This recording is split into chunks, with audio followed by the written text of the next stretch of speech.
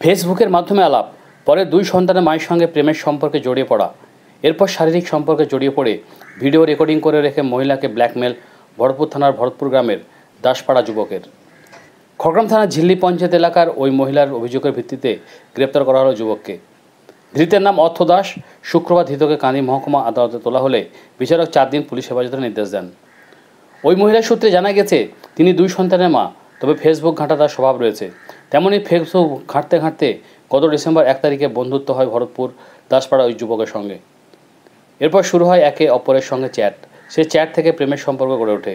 এরপর ধৃত যুবক মহিলার বাড়িও যায়। মহিলার দাবি, মহিলার বাড়ি গিয়ে শারীরিক সম্পর্কে জড়িয়ে পড়ে যুবক। এমনকি শারীরিক সম্পর্কের আপত্তিকর ছবি ও ভিডিও যুবকটি তার মোবাইলে ক্যাপচার করে রেখেছিল। আর তারপর শুরু হয় দ্বিতীয় চ্যাপ্টার।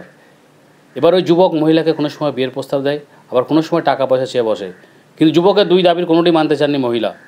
কিছুদিন ধরে এমন অবস্থা চলার পর মহিলাকে ফের মেরে ফেলার হুমকির সাথে আপত্তিকর ছবি ইন্টারনেটের মাধ্যমে ছড়িয়ে দেওয়ার হুমকি দেয় ওই যুবক। তাতে ভীত হয়ে পড়েন মহিলা। এমন ঘটনার কথা পরিবারকে জানাতে বাধ্য হন তিনি। পরে পরিবারের পরামর্শে পুলিশের দ্বারস্থ হন তিনি। সম্প্রতি ওই মহিলা খড়গ্রাম থানার ঘটনার বিবরণ জানিয়ে যুবকের বিরুদ্ধে অভিযোগ দায়ের করেছেন। সেই অভিযোগের ভিত্তিতে খড়গ্রাম থানার পুলিশ তদন্ত শুরু করে খড়গ্রাম থানার পুলিশ যুবককে বৃহস্পতিবার রাতে গ্রেপ্তার করে। এ বিষয়ে কান্দি মহকুমা আদালতের সরকারি আইনজীবী শুভ্র কুমার মিশ্র বলেন, বিচারক যুবকের কাছে আপত্তিকর ছবি থাকা মোবাইলটি উদ্ধারের জন্য যুবকের 4 দিন পুলিশ হেফাজতের নির্দেশ দিয়েছেন। গ্রেপ্তার করা হয়েছিল খড়গ্রাম থানায় একজন ভদ্রমহিলা, যার বাড়ি হচ্ছে নোনাডাঙ্গা, যার নাম হচ্ছে মৌ মেহনা। সে অভিযোগ করে বলছে গত 1/10/2025 তারিখ ফেসবুকে ভরতপুর থানার অন্তর্গত দাসপাড়া গ্রামের অর্থদাতার সঙ্গে তার ফেসবুকে একটা পরিচয় হয়। সেই পরিচয়ের পরিপ্রেক্ষিতে তার সঙ্গে ফেসবুকে প্রেমালাপ হয়। প্রেমালাপ হওয়ার পর তার সঙ্গে প্রেম চলতে থাকে ফেসবুকের মাধ্যমেই।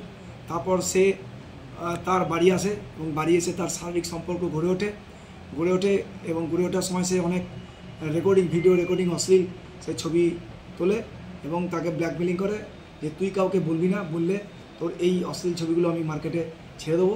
সে ভীত হয়ে পড়ে এবং তাকে বিয়ের প্রস্তাব দেয়। সে বিয়ের প্রস্তাবে রাজি না হওয়ার জন্য সে বলে আমি তোকে মেরে দেবো। এই অবস্থায় সে নিরুপায় হয়ে বাধ্য হয়ে সে খড়গ্রাম থানায় একটা অভিযোগ দায়ের করে এবং দায়ের করার পরে যে মূল অভিযুক্ত অর্থ দাস তাকে পুলিশ অ্যারেস্ট করে।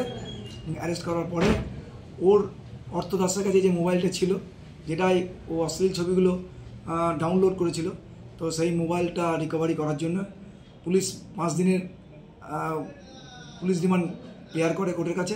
কোর্ট 4 দিনের পুলিশ রিমান্ড অ্যালাউ করে।